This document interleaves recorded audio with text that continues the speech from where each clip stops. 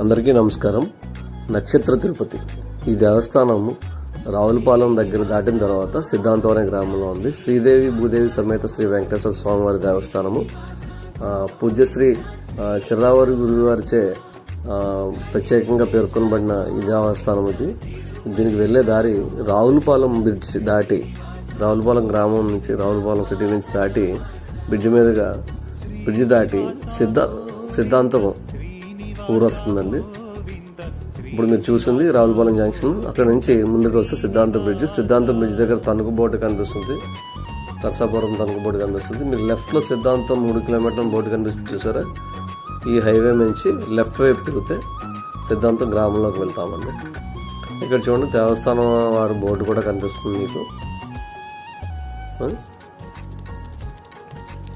దేవస్థానంకి చేరుకుంటున్నామండి. ఊర్లోంచి 1 kilometre ఉంటుంది.